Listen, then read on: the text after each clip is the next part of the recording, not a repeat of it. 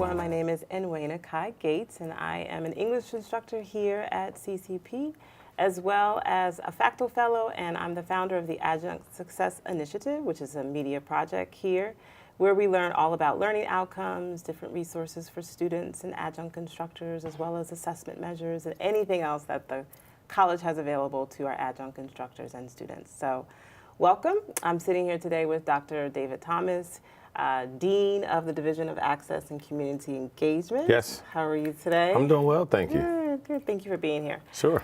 So first, I just wanted to know, how did you come to the college? What's your background? Just tell us a little bit about your background. Certainly. So born and raised in Philadelphia, so I'm a native. Product of Philadelphia Public Schools. Actually took classes at CCP in undergrad one summer in 1992. So do have a history of even being a student here at the college, but primary work before I even started getting in higher ed was in the K-12 space. So I was a high school teacher, high school administrator, did a lot of work around K-12 school design and redesign, innovation models, things of that nature. And a lot of that work was directly connected to partnerships with colleges and universities. Ended up here because my former position actually was looking to move me to New York. My son was just starting undergrad and I couldn't afford to make that trek. So found this position here about 8 years ago, and it's been love and history ever since. Okay, great. Yes. So I met with DeAndre probably a couple weeks ago. Yes. He told me all about the different programs Yes. that's under DACE. Can you just briefly describe some of them, and then we'll talk about them? Sure. I like to describe the work in DACE in three primary buckets. So all of the college's adult and community literacy sort of work. So English as a second language programs for our non-credit student populations. All of our high school equivalency programs, more commonly known as GED programs, which we offer. And we also provide services to the adult basic student population as well too. So individuals who are coming in who need to brush up on their basic reading, writing skills so that they can placement test again and try to get into the institution at a developmental or college level courses.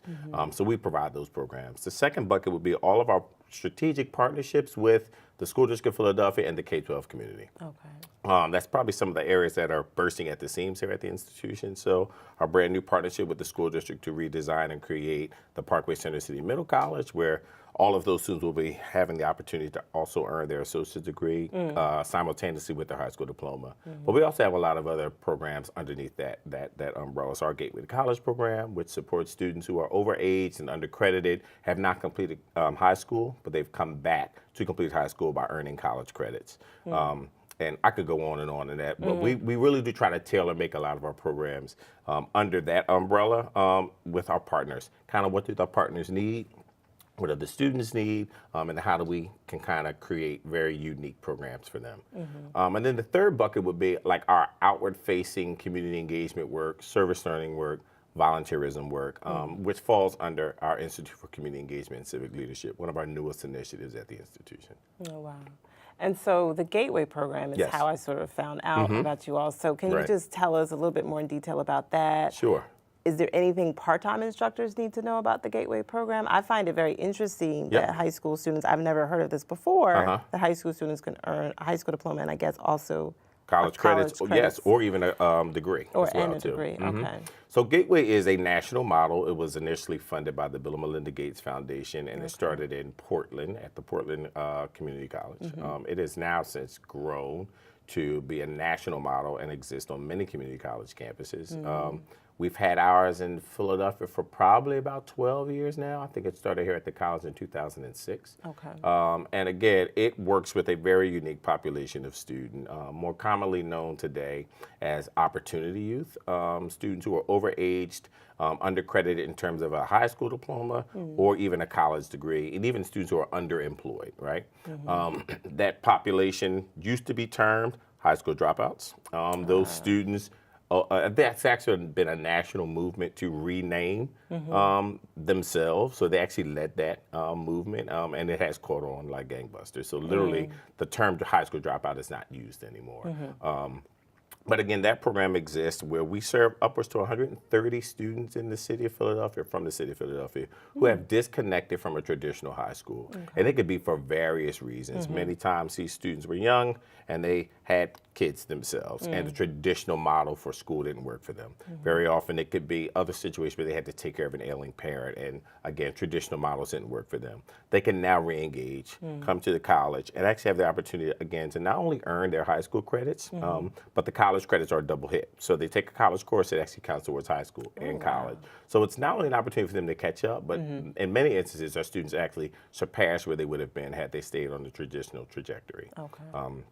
The program has a full staff, so all of our students are matched with a caseworker. We call them academic coordinators, and they kind of serve as the student's liaison, cheerleader, parent, quasi-parent, to really kind of keep them on track, but also to motivate them. And what you probably found is that when one of our ACs, I believe, academic coordinators reach out to you, probably to talk to you about one of the students that was in your class. That never happened before. Right, Yes. exactly. And I think a lot of times our faculty are like, oh, can I talk to this person? Can I this? Can I that? So we try to do a lot of training here at the institution, particularly during PD week, to let folk know that there are certain programs on campus where individuals will reach out to you because they're kind of supporting the student to make sure that the student gets what he or she needs, but also serves as a support to the faculty member as well, too. And I think what we found historically is that it's a great marriage, right? So our staff working with faculty to make sure that students succeed, like that is really the way it should move, I think, for any and every student. Yeah. Are the students finding out about Gateway, or is Gateway finding the students? Great question. By and large, what we found over the last 8 years is that students find out about Gateway through word of mouth. Oh, wow. So most of our students, when they'll come to us and say, how'd you hear about it? My cousin went here, or, I know someone down the street who went to Gateway, or my grandma found out about it, or, and told me about it. So we don't do a whole lot of recruitment, but we really find that we don't have to do a lot of recruitment anymore. Okay. Yeah. And what's the success of the Gateway? Like, is this a sustainable program? Does it make sense? Is it effective? Is it? Certainly. Okay. So definitely, it's a few things. I definitely believe it's sustainable in that, again, it's been around since 2006. We're now under a different sort of contract model with the district. So we really are what we call one of the alternative education providers with the School District of Philadelphia, where they pay us up our pupil allocation to serve the students. And that allocation covers the cost for staff, but also the cost for tuition and books for the students. Okay. And that falls under like state legislation as it relates to dual enrollment policy and practices. So yes, it's very sustainable. It's very successful. When we think about some of our recent graduates, some of these students came in, again, fresh out of high school, or rather their last time in high school was maybe ninth grade, maybe only earned and completed maybe 2 or 3 courses in their ninth grade year. Several of the graduates that we had last year walked across our stage with their high school diploma and their associate degree. And they did it in about 2.5 years. So again, very, very quick. They're now at Temple, they're now at Drexel, they're now at Penn, they're now doing other things. So it is a very, very successful program. And is there support for the students when they've graduated? Yes, yes. Oh, okay. Actually, we're contractually obligated to provide support to them for upwards to 12 months after they graduate. Oh, wow. And that support means several things for us. Very often we'll pay for the students' childcare. If they've got childcare needs and they don't have money for that, we'll pay for transportation. We'll pay for lots of things. But in addition to just paying for things, I mean, they can always come back, get additional support, counseling, things of that nature. Okay. Yeah. And then there's the TRIO program. Yes, and TRIO then Upward the Bound program. Keys and the program, Keys program as well. If you could know speak my to stuff that. well. I sat with DeAndre. He told me Okay. all about it. And Good, so good. the reason why we're doing this is because, like I said, a lot of part-time instructors, adjuncts, do not know about these resources. And it's a possibility that they can tell their students about them and things like that. So. Sure. So I'll talk about the Keys program first, and I'll move backwards. So Keys is a program that exists here on campus that supports students who are receiving TANF or SNAP benefits, right? TANF is former cash assistance, is what they used to call it, from the Department of Public Welfare. And SNAP is food stamps, right, the former term. We have lots of students here who are receiving one or the other, or both very often. And the KEYS program, again, exists to be kind of like a liaison between the college, the student, and the county assistance office. Students who are receiving those state benefits very often have lots of hurdles to jump through, lots of rules and regulations by which they have to abide. And the program exists to make sure that those students not only can navigate those barriers successfully, but the real goal is to put them on a track where they can earn a diploma, rather a degree or a certificate, right? Okay. So that ultimately they can make more money and create it for themselves a self-sustaining wage for their family. Okay. In essence, to get off of the benefits that they're receiving. The KEYS program has been here for about 12 years as well. Very successful program. Several years, maybe 2 years ago, we graduated about 8 students from the nursing program who were KEYS students. Wow. So they graduated from here very successfully and are now making, really, really good money, As being able to nurses. take it Yeah. exactly as nurses. But again, provides full set of wraparound supports. So they have what we call a student facilitator who operates as a case manager. We have a job developer on site that helps them connect with employment opportunities. We do a lot of empowerment workshops, host a lot of job fairs, and a lot of like soft skills workshops as well too for students. Okay. So yeah, that's one of our gems, I think. Is a really, really solid program. And then, Upward Bound. oh, yes. Yep, TRIO Okay. Upward Bound. So there are 2 TRIO programs on campus. Oh, okay. One is TRIO SSS, Student Support Services, and that Okay. exists in the Educational Support Services program Okay. or division. And that program serves students who are enrolled here at the institution as Okay. full-time or part-time students. Got it. TRIO Upward Bound really is another federally funded program that connects with all the TRIO programs, but it's an earlier start in that it works with students who are in high school Okay. to get them prepared to enroll and be successful in post-secondary institutions. So our Upward Bound program, I don't remember how many years it's been here, but I know it definitely predates me. And it works with students from 2 different high schools right now, Benjamin Franklin High School, which is across the street from the college, and South Philadelphia High School. We serve about 68 students, 9th through 12th grade. We follow those students from 9th through 12th grade into wherever their post-secondary is. Many of them come here to CCP. But it is a Saturday and summer program for the most part. They do come after school for tutoring and services of that nature. But then they have a Saturday component where they come in and they take 9 credit courses in various topics, various subjects. We do have some of our faculty, part-time faculty who teach. Oh, wow. Also for From our, CCP? yes, Oh, yep. okay. A matter of fact, probably on consistently, we probably had about 3 of the same individuals for the last few years who've taught those programs. And they also come back and they have a full summer component, and we also engage some of our faculty to teach in that summer component as well. And they get college credits. No, that's actually not all 9 credit. Yeah. okay. But really, when you think about TRIO Upward Bound, it is Right. an enrichment program, right? Enrichment, So it okay. really is to get them focused on what it means to be successful in college. The goal is really to get them successfully through high school, but to Okay. break down the challenges and the barriers that exist for low-income first-generation students, because Got that it. is the target population that we serve. That you said. Yes. Okay. And this may be a broad question, Sure. but like what challenges do some of these students in Gateway have or some of the other programs, or Yep. how can part-time instructors meet some of those challenges? I was actually surprised that one of my students in my 099 reading class was Yes. 17 years old. Uh-huh. Was Yes, like, yes, oh, yes. okay. Yes. Yes, so. Some of the challenges that students face, which to me are probably common for a lot of individuals, but perhaps not as young as some of our students face, are some of the things that you mentioned, some of the things that we mentioned earlier, such as having to take care of family members, right? Right. Like at 17 years old, at 16 years old, even at 19 years old, that's Right. a challenge for many of our Yes. students. Poverty is a big issue, right? Like they're faced with poverty. They may not have heat in their homes. They may not have running water in their homes. They may have never been expected to be somewhere at a certain time. Wow. Which are That all the speaks to- things that we are socialized to understand, depending on our upbringing.